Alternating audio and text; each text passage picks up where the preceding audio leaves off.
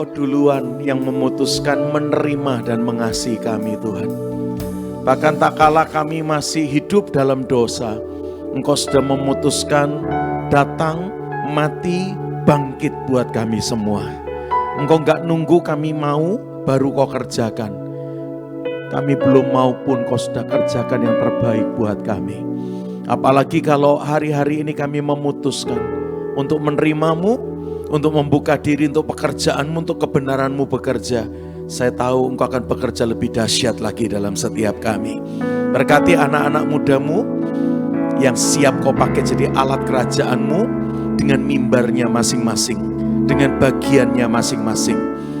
Beberapa waktu ada di Kopeng, di Salib Putih Salatiga ini, lawatan yang dahsyat dari Roh Kudus menembus tubuh jiwa roh kami Tuhan. Kami disegarkan, kami diubahkan, kami dibaharui, sekaligus kami dibangkitkan jadi generasi anak panah yang siap diluncurkan Tuhan pada waktu dan saatnya. Terima kasih, siapkan kami Tuhan. Berkati kami, mungkin fisik kami agak capek, kami baru tiba kemarin dan tidur di tempat yang baru. Mungkin ada beberapa yang gak bisa tidur, Tuhan segarkan ya fisik kami untuk tetap antusias, membuka telinga kami, hati kami untuk firman-Mu. Lawatan-Mu jangan membuat seorang pun lolos sore hari ini. Di dalam nama Yesus yang siap dilawat Tuhan lebih dalam, katakan amin. Yeay, semangat. Wajah-wajah kelihatan capek ya, ngantuk ya. Baik, kemarin saya dengar jam 4 pagi ya, yang waktu diumumkan minggu lalu, waktu saya di LG komunitas yang lalu, katanya jam 4 ngumpul dan berangkat. Kemarin jam 4 betul berangkat? 4:30 ya, wih luar biasa. Anak muda, 3 hari 3 malam retreat gak tidur kuat. Tapi saya yakin besok pulang 3 hari gak bangun besok saudara.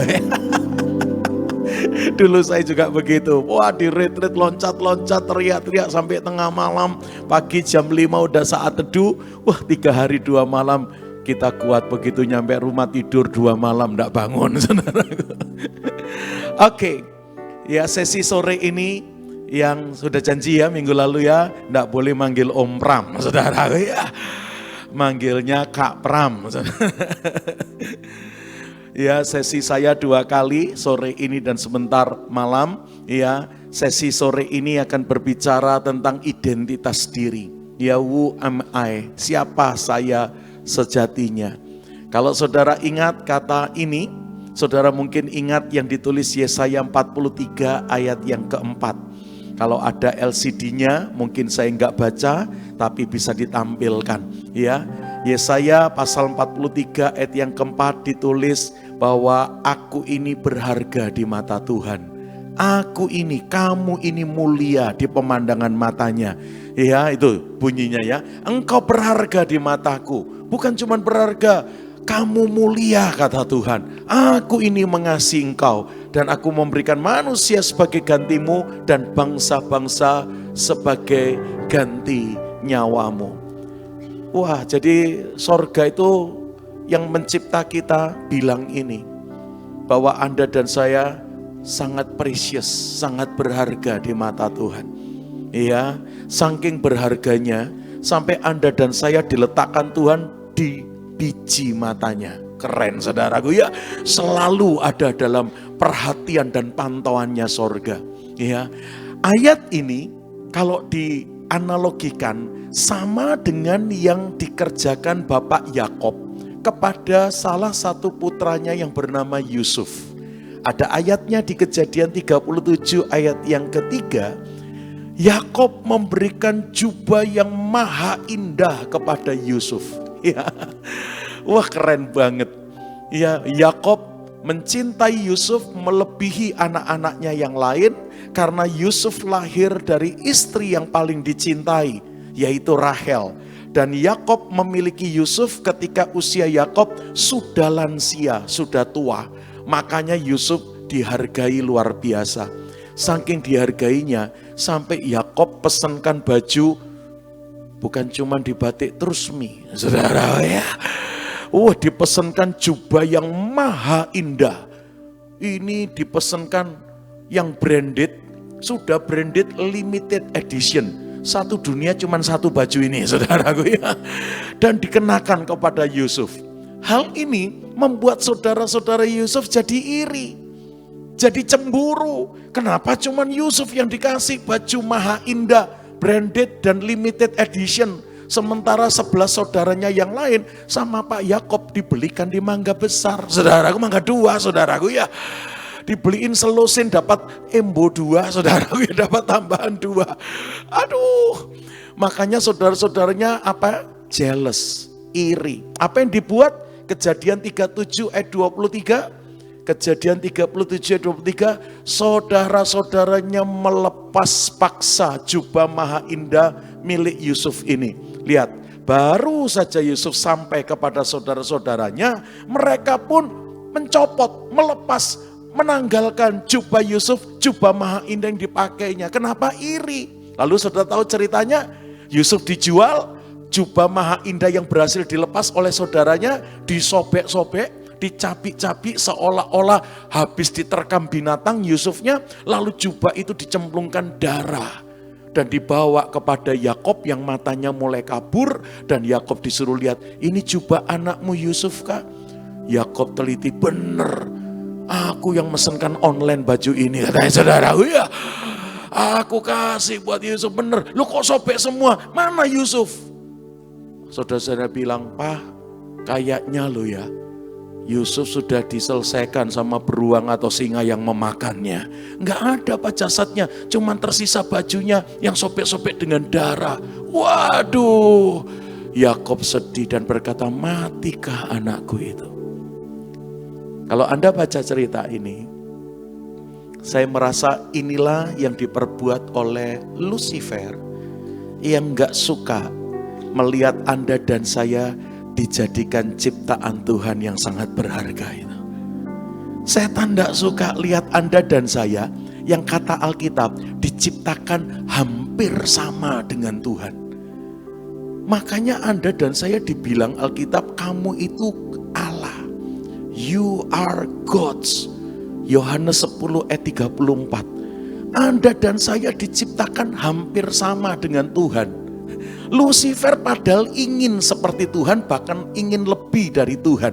Begitu tahu dia lihat Anda dan saya diciptakan seperti atau hampir sama dengan Tuhan, apalagi tidakkah ada tertulis dalam kitab Taurat kamu, aku telah berfirman. Apa firman Tuhan tentang kita? Kamu adalah, Anda yang baca aja tidak yakin, saudara ya. Aku Allah. You are gods. Ada Inggrisnya enggak? Alkitabnya ada Inggrisnya. Inggrisnya pakai kata ini. Ye are gods-nya pakai G-O-D-S.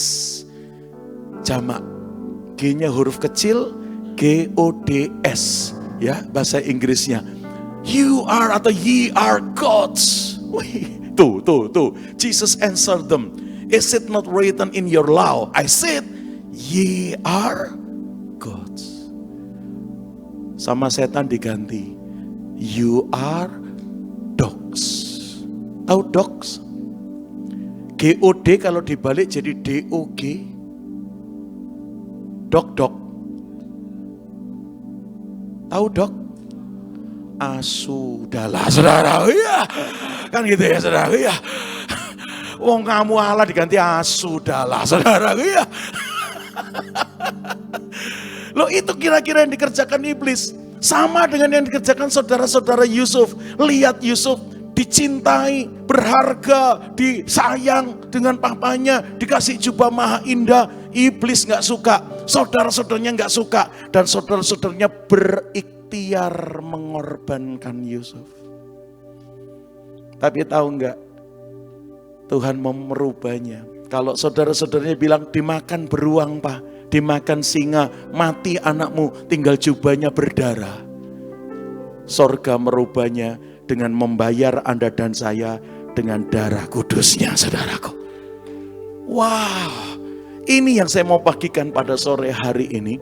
Sadari you are gods, you are not dogs, saudara ya. Asu, dalah saudara ya. No, kamu adalah Allah, kamu adalah Allah. Karena kita diciptakan hampir sama dengan Allah. Makanya jangan kaget kalau Rasul Paulus manggil Timotius, 1 Timotius 6 ayat 11 kalau nggak salah. Paulus tuh kalau manggil Pak Timotius dengan kalimat ini, you are a man of God. Tetapi engkau, hai, kan a man of God, bukan a man of dog, saudara. Ya, no, you are a man of God. Ini hampir sama, mulia, berharga. Sekali lagi, ada yang tidak suka Anda dan saya dipilih dan dijadikan umat kesayangannya, putra-putra kerajaan yang sangat dicintainya dan dimuliakannya. Iblis ingin merusak kita. Iblis ingin mengorbankan kita. Dia hancurkan identitas kita. Baju yang dirobek-robek bicara tentang identitas yang lagi dihancurkan. Tapi sorga ingin melawat kita. Nah, saya hanya membuka dengan cerita ini. Saya yang mau khotbahkan itu Markus 5-nya hari ini. Inilah yang dikerjakan musuh. Orang yang begitu berharga diciptakan Allah ini dirusak sampai jadi seperti yang ditulis Markus 5. Mulai ayat yang pertama. Ada yang ingat cerita ini? Kita lihat ya cerita ini ya. Kita lihat. Agak panjang ayatnya, 20 ayat. Mari kita lihat. Lalu sampailah Yesus dan murid-muridnya di seberang danau di daerah orang Gerasa. Baru saja Yesus turun dari perahu, datanglah seorang yang kerasukan roh jahat dari pekuburan menemui Tuhan Yesus. Orang itu diam di pekuburan dan tidak ada seorang pun lagi yang sanggup mengikatnya sekalipun dengan rantai. Karena sudah sering dia dibelenggu dan dirantai, tetapi rantainya diputuskannya dan belenggunya dimusnahkannya, sehingga tidak ada seorang pun yang cukup kuat untuk menjinakkannya.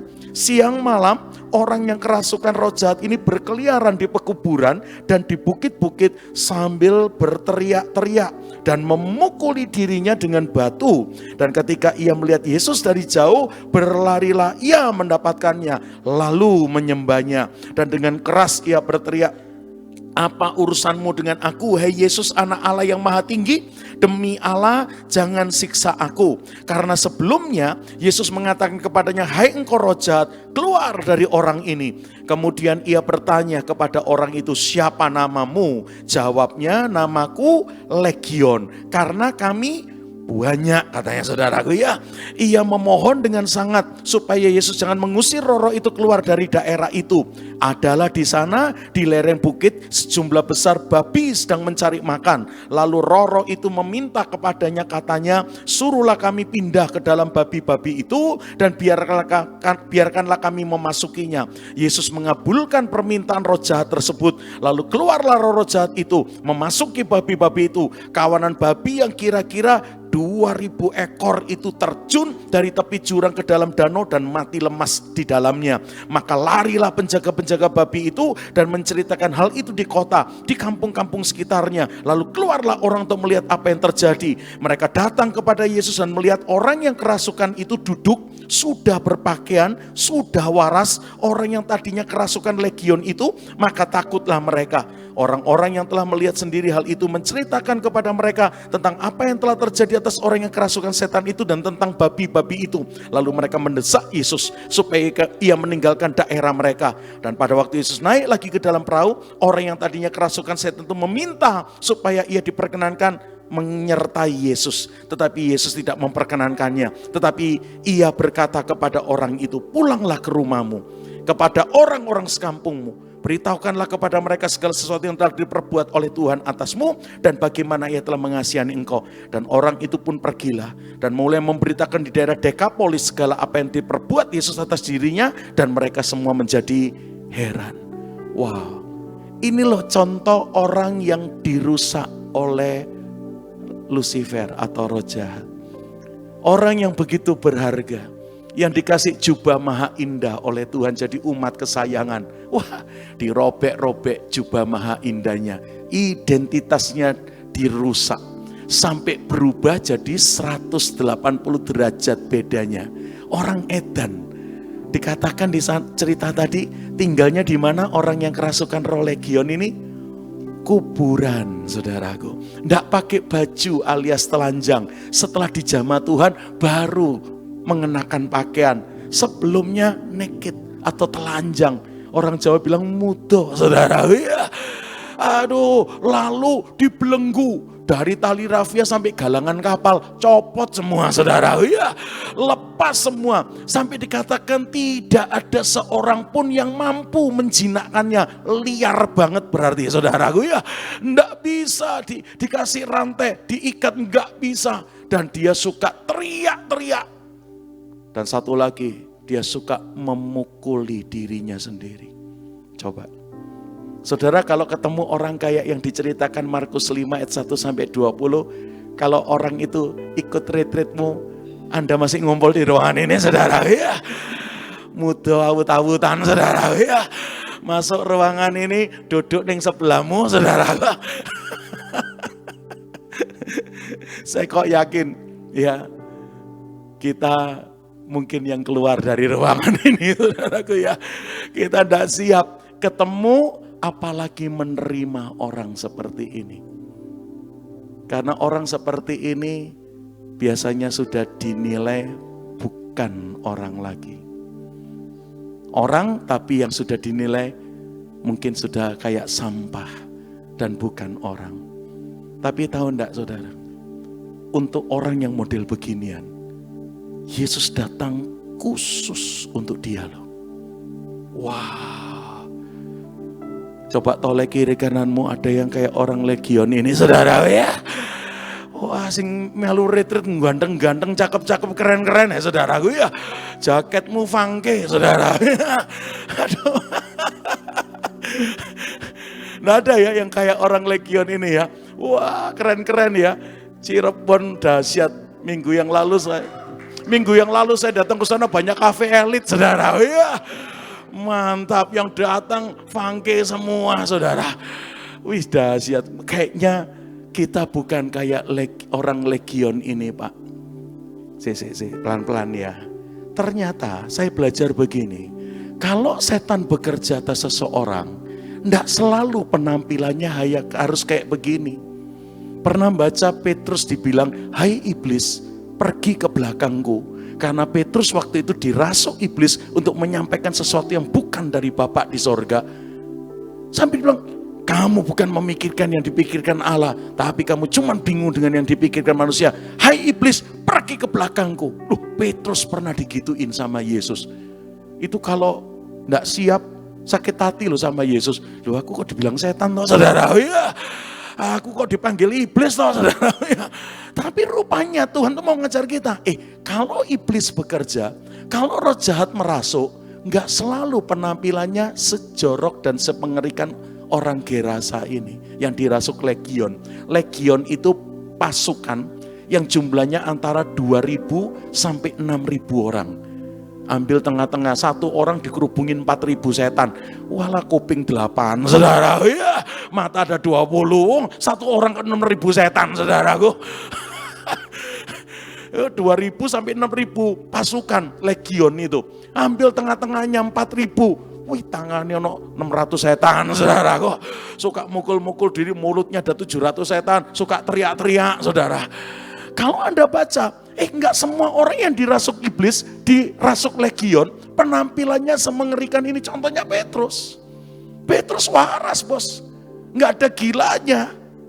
Tapi toto, hai iblis, pergi ke belakangku. Kamu enggak memikirkan apa yang dipikirkan Allah. Wah, saya waktu baca itu, oh kalau ada roh jahat bekerja atas seseorang, penampilannya enggak melulu sejorok ini. Kadang-kadang beberapa waras. Yang paling kelihatan, coba baca Injil Yohanes 13 ayat 27. Ini paling kelihatan nyata kalimatnya. Injil Yohanes 13 baca ayat 27. Dan sesudah Yudas Iskariot menerima roti itu, apa kata Alkitab kita? Yudas Iskariot kerasukan iblis.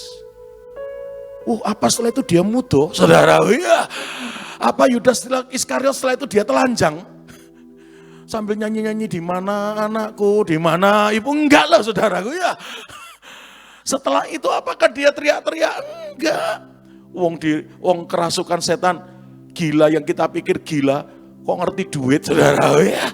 Enggak, aman-aman aja, normal-normal aja. Tapi Alkitab berkata, begitu selesai perjamuan, malah roh jahat yang merasuk Yudas.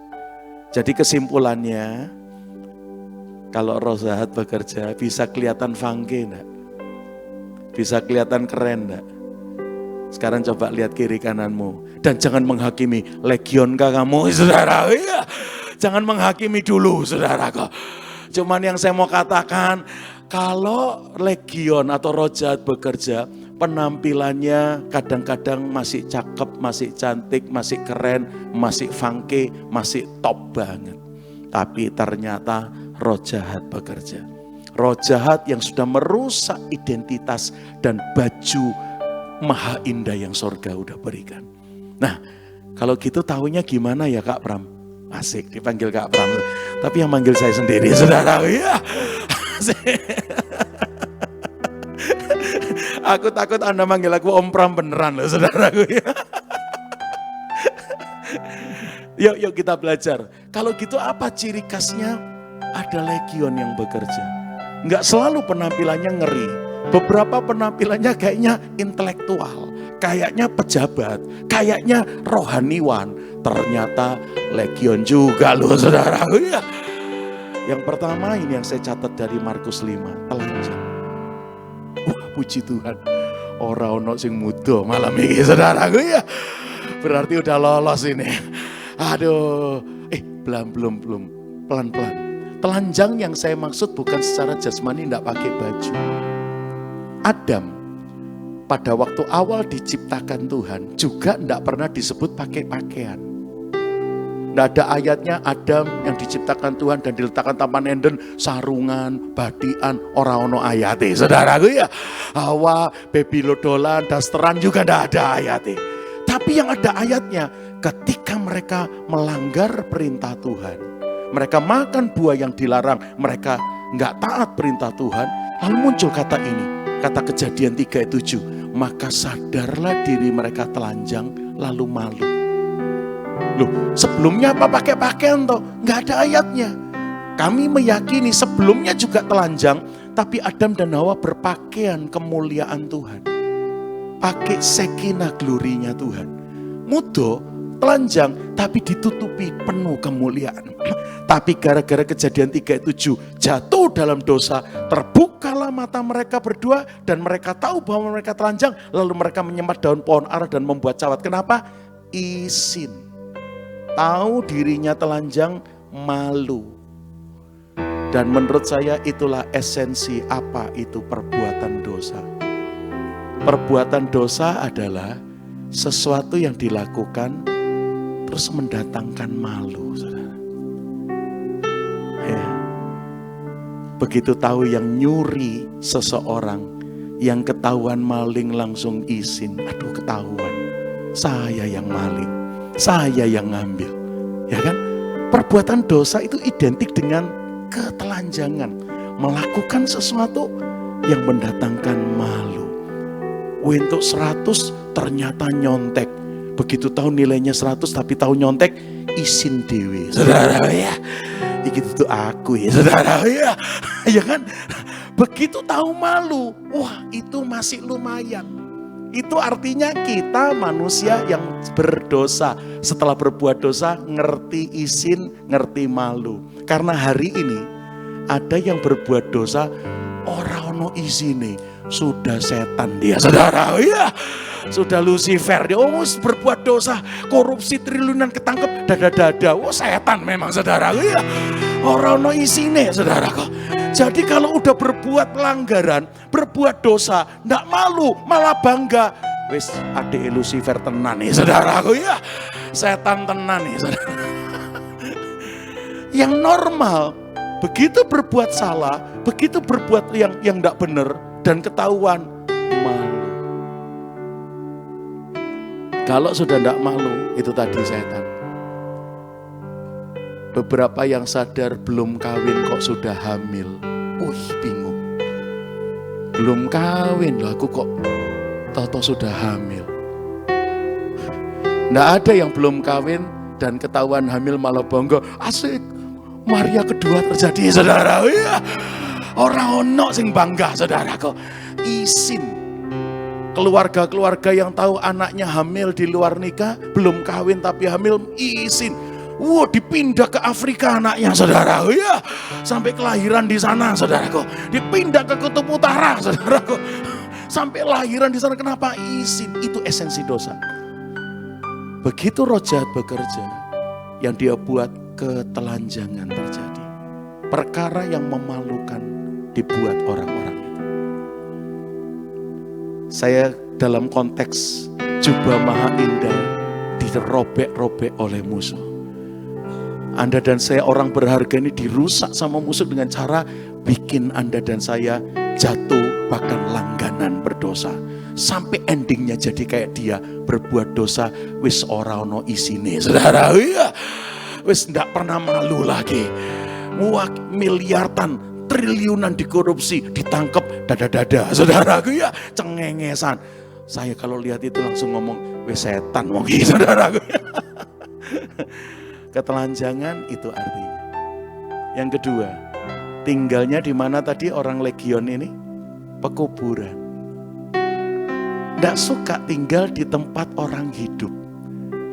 Suka tinggal di kuburan padahal bukan juru kunci kuburan kerjaannya, saudaraku. Loh, kok suka di kuburan? Memang orang yang ada roh legion ditandai tidak suka hal-hal yang mendatangkan kehidupan. Dia suka mendekati tempat-tempat yang penuh dengan kematian. Coba dikasih air mineral dengan pH sekian yang cocok buat tubuh, ora doyan. Melene malah cap tikus, saudara. Ya. Coba, saudara.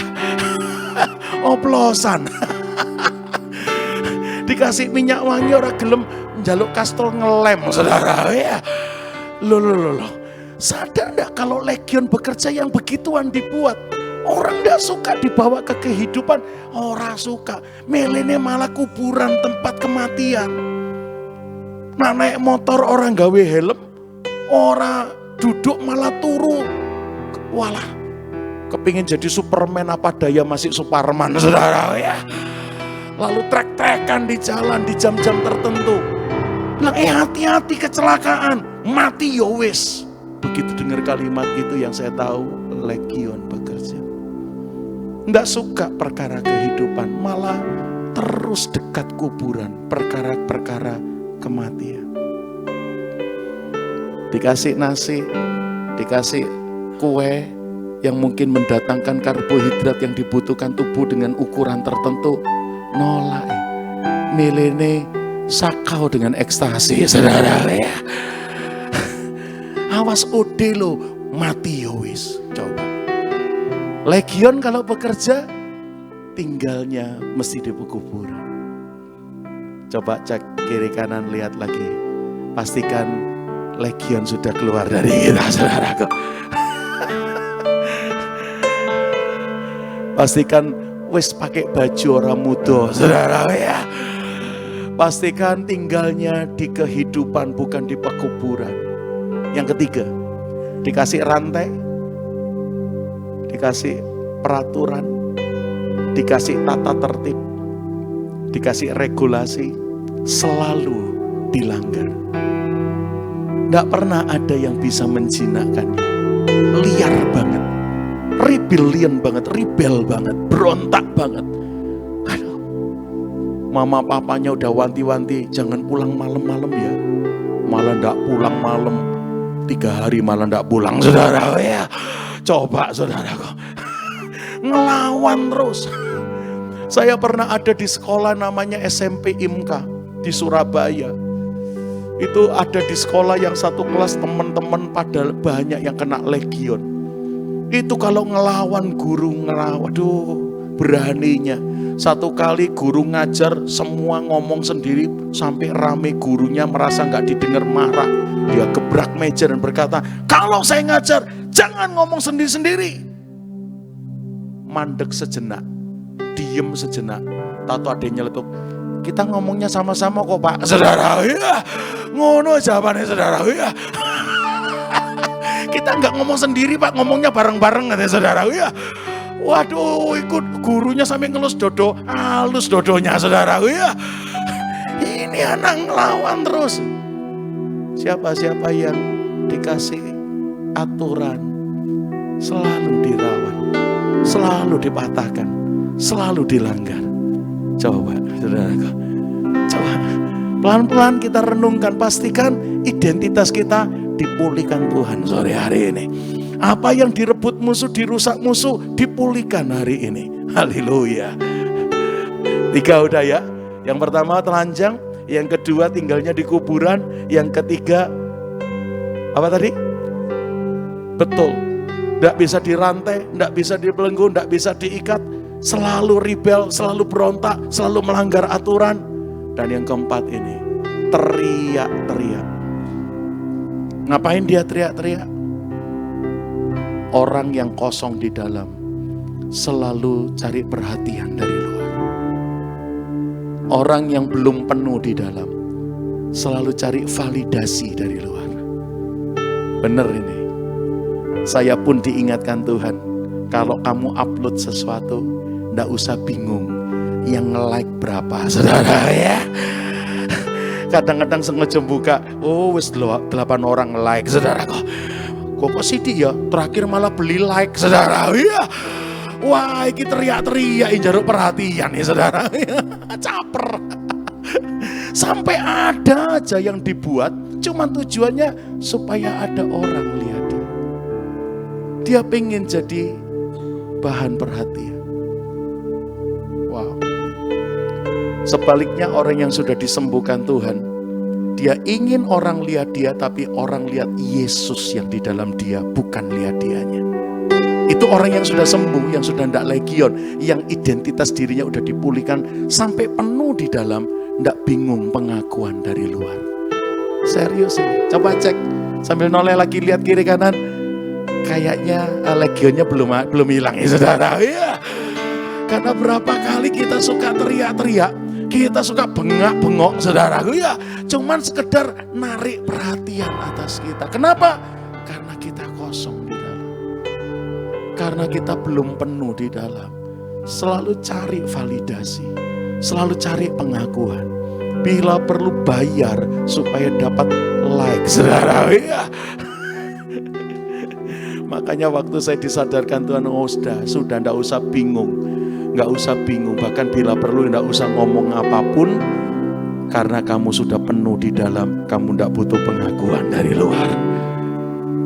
Terakhir yang kelima, orang Gerasa itu suka memukul dan menyakiti dirinya sendiri. Terus sambil jiwanya teriak, aku enggak pengen, tapi dia pengen nyakiti dirinya sendiri. Yuk anak-anak muda, berapa kali kita tidak sadar penampilan luar kita masih funky, masih keren, masih top, tapi ternyata identitas dirimu sedang dirobek-robek musuh sampai ketelanjangan terjadi, nggak bisa diikat, tinggalnya di perkara-perkara kematian, terus teriak-teriak, terus cari perhatian karena memang kosong di dalammu, dan yang terakhir kau sendiri akhirnya putuskan nyakiti dirimu sendiri. Ada beberapa rekan itu kalau udah gagal, dia benturkan kepala di kaca. Saya bilang nanti kacanya pecah, biar sekalian kepalaku pecah.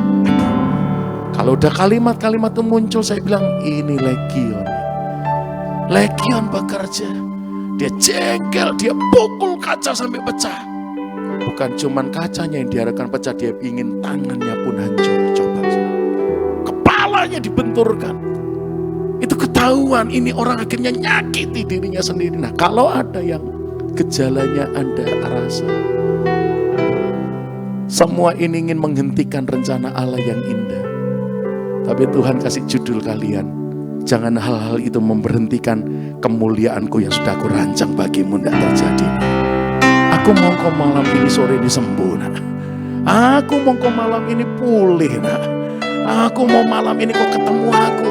Orang kayak begini, orang lain tidak mau temui, aku justru datang khusus ketemu orang seperti ini. Selesai ketemu dia dan dia waras, aku pulang. Wih, dahsyat cinta Tuhan.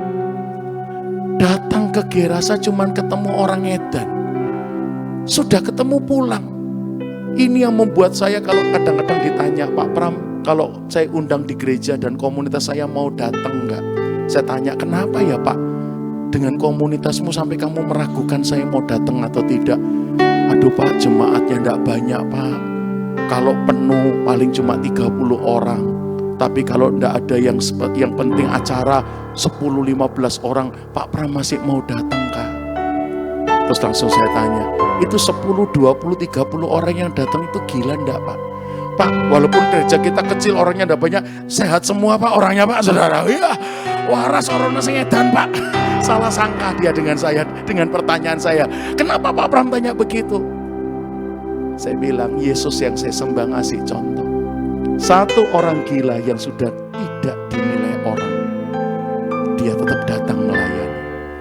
Apalagi komunitasmu 10 orang yang sehat semua, itu pelayanan lebih terhormat daripada Gerasa, saudara. Ya, aku naik iso teko Pak, saudara. Ya, pokok tanggali cocok teko saya Pak, itu pelayanan lebih terhormat. Wis siji edan pisan, saudara. Ya, selesai pelayanannya pulang. Yesus cuma mau menunjukkan orang yang sudah tidak dianggap orang ini tetap berharga di mataku. Siapa yang rasa dirimu tidak berharga? Gak mungkin, oh, mamaku aja yang melahirkan aku buang aku, papaku yang melahirkan aku aja buang aku. Itu manusia bisa membuang. Daud pernah ngalamin itu, ayahku dan ibuku meninggalkan aku, tapi Tuhan tetap menyambut aku. Satu kali ada rekan saya mau ke rumah sakit, mau besuk siapa gitu yang sakit. Dia parkir motornya, buka jaketnya, turunkan helmnya, lagi mau nyimpen.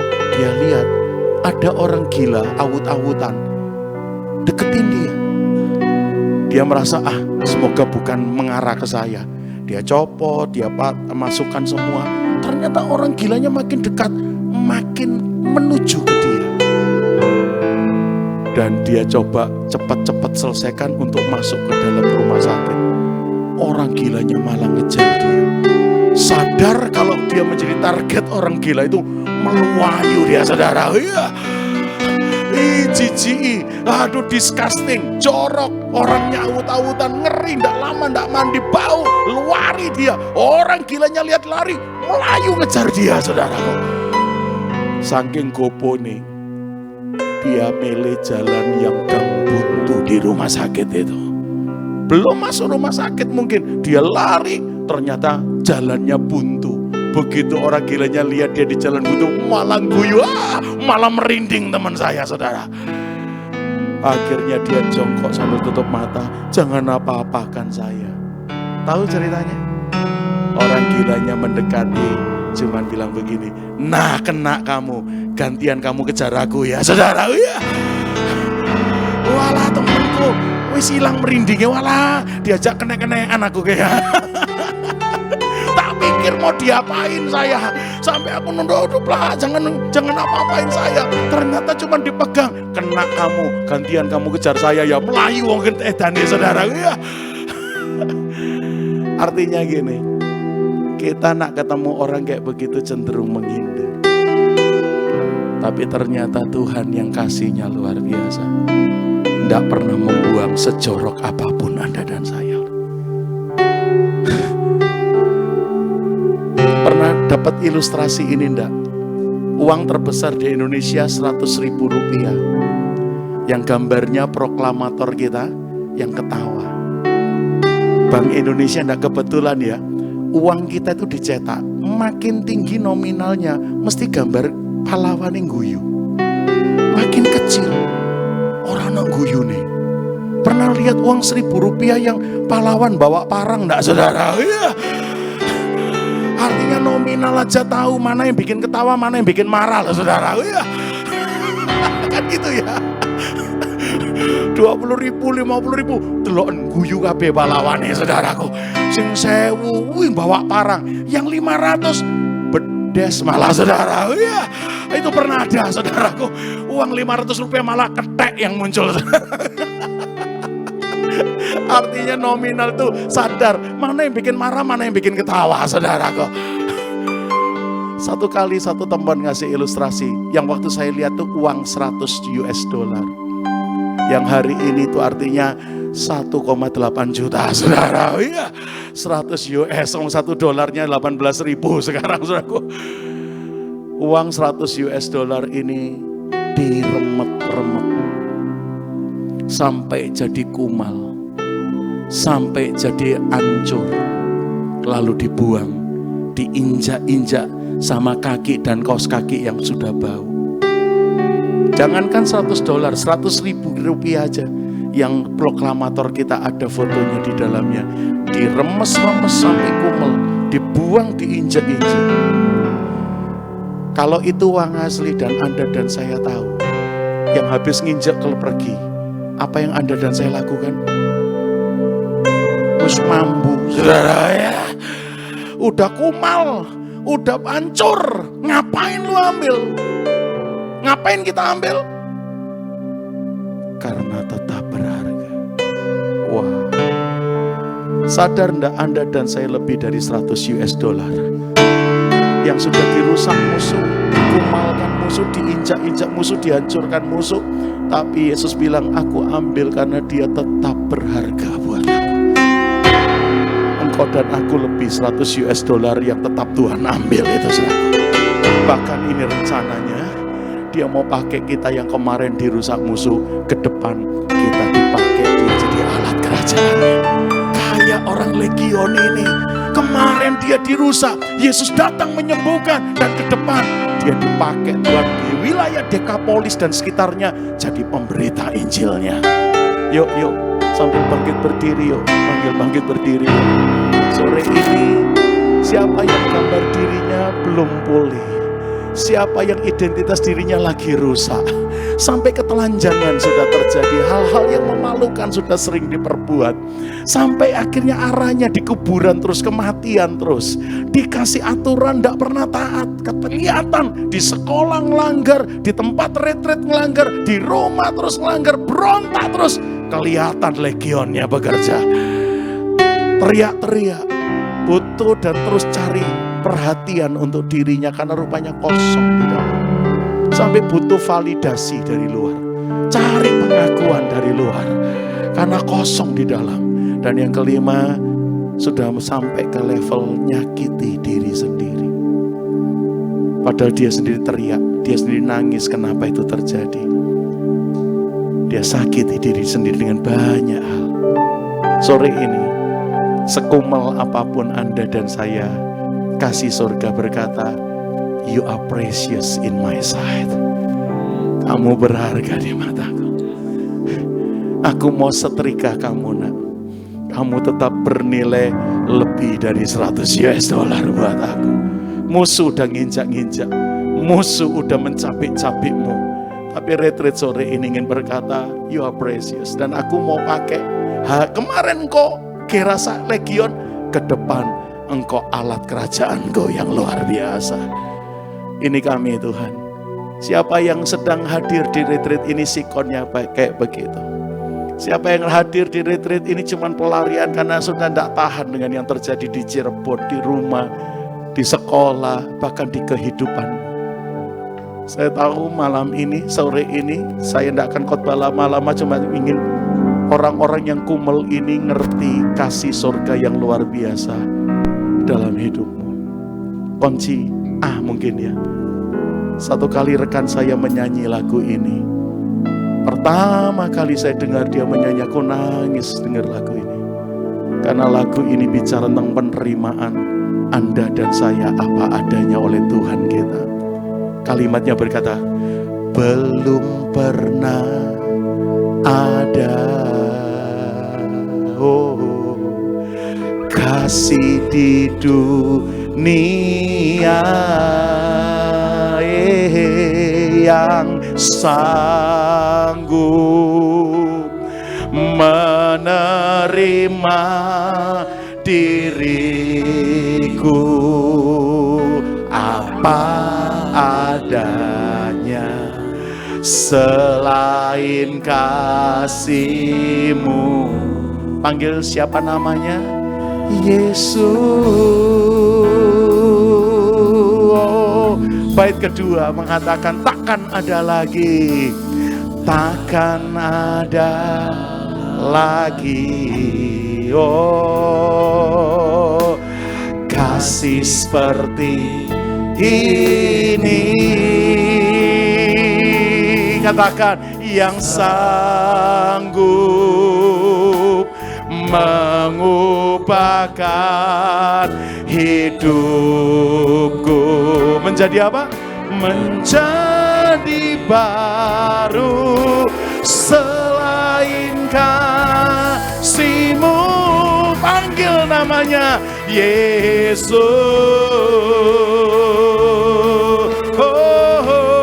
Kornya sama-sama katakan, Kau ku kagumi dalam hati,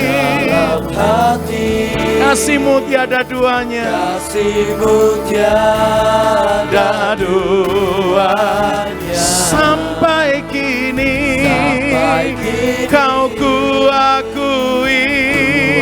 Katakan kasih-Mu, kasih-Mu tiada duanya. Sekali lagi kornya, Kau ku kagumi. Belum pernah ada kasih seperti ini, menerimamu dan menerimaku apa adanya.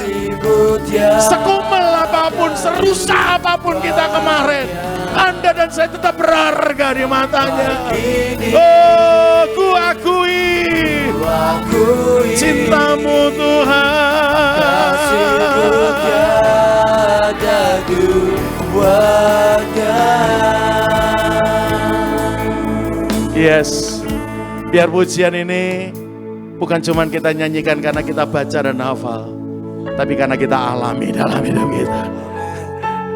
Siapa yang serusak legion orang Gerasa ini tapi mau datang, saya mau pastikan mungkin yang lain lari ketika kita datang, tapi sorga memutuskan, aku datang khusus buat kamu. Bahkan nyampe di tempat ini, ketemu sesi sore ini, Tuhan cuma ngomong, special for you nak saudaraku.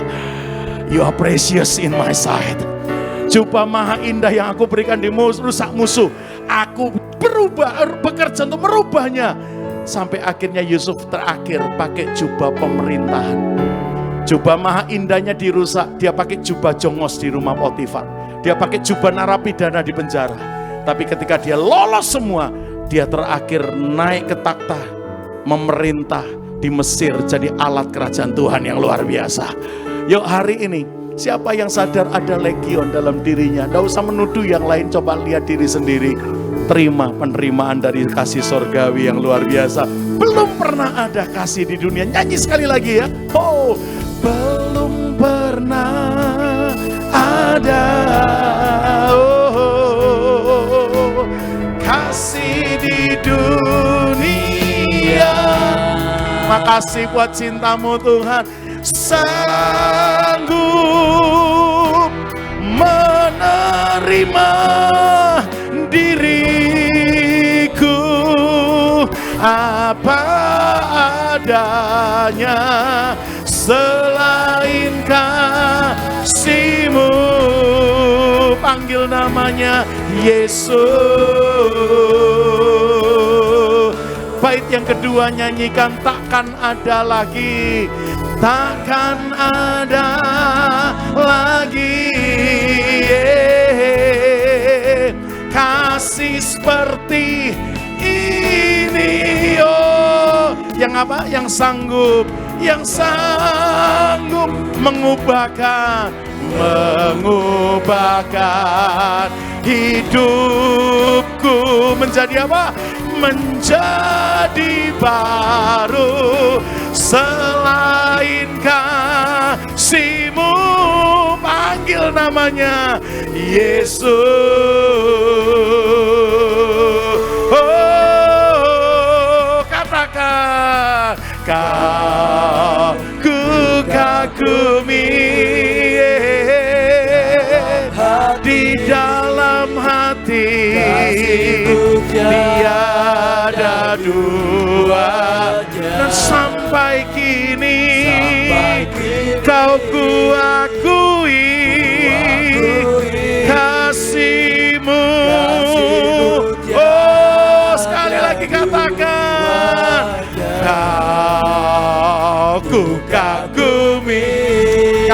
ada di sini sore.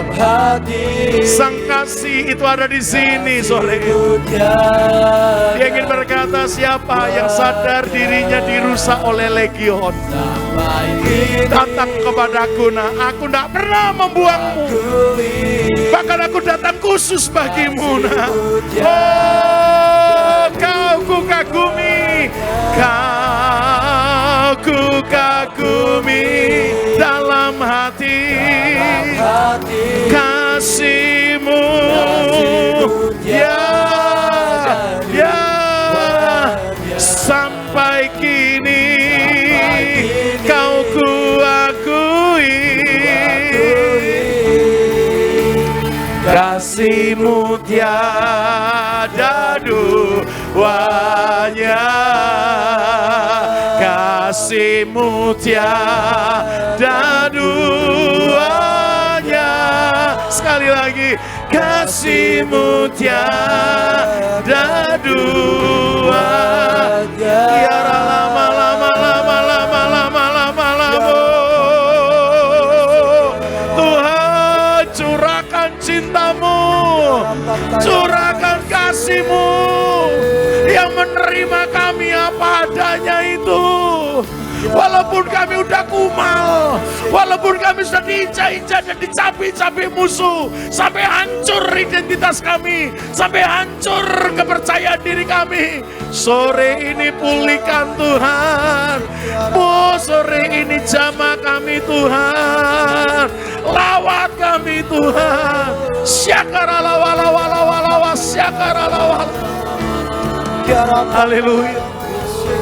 Beberapa mungkin sampai dibuang keluarganya, sampai dibuang orang-orang sekitarnya, karena begitu menjijikan dan joroknya hidup kami. Tapi kalau malam ini kami mau datang ke takhta kasih karunia-Mu, takhta cinta-Mu tetap terbuka dan siap mendekap kami. Kami bisa datang dengan model apapun, kasih-Mu akan memperbarui kami Tuhan.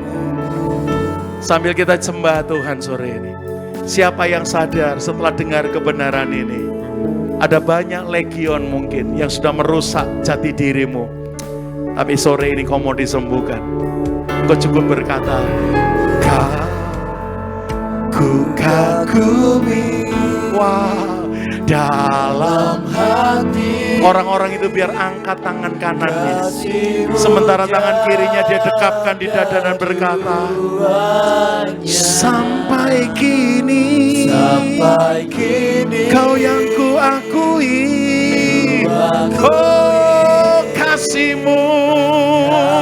Semua musik katakan, oh ku kagumi. Di tempatmu berdiri sedang terjadi jamahan kasih-Nya, sedang terjadi embrace, pelukan kasih-Nya memelukmu. Ya, sampai kini kau ku akui. Mari pengurus yang ada, lihat tangan-tangan yang diangkat. Hampiri teman-teman, hampiri dan doakan. Kau ku kagumi. Tangan-tangan yang diangkat jangan berhenti dulu. Ada rekan-rekanmu yang ingin mendoakanmu. Ayo, lihat semua tangan yang diangkat siapapun. Kasih itu bekerja sore ini. Kasih itu tercurah sore hari ini. Ya ralama syakaramata. Sekumel apapun, serusak, serobek apapun, dia berkata, aku siap menerimamu. Oh, ku kagumi dalam hati. Sore pemulihan Tuhan, sore pemulihan Tuhan terjadi. Oh, sampai kini ya ku akui kasih-Mu Bapa. Makasih Kau ku kagumi dalam hati. Terima kasih buat penerimaan-Mu, terima kasih buat cinta-Mu atas kami. Dan sampai kini ku akui. Makasih Tuhan, kasih-Mu tiada duanya. Kasih-Mu tiada, kasih-Mu tiada duanya. Sekali lagi, kasih-Mu tiada dua. Haleluya.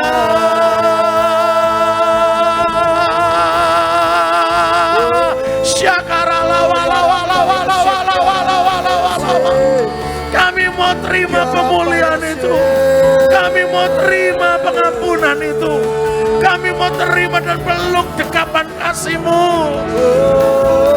Syakaralamator, yaralamatakaramata. Makasih Tuhan. Biar sore ini gambar diri kami Tuhan pulihkan lewat kebenaran ini. Tuhan lihat yang mungkin sudah sampai sakit dengan dirinya sendiri, pedih dengan dirinya sendiri. Sembuhkan kami malam ini Tuhan.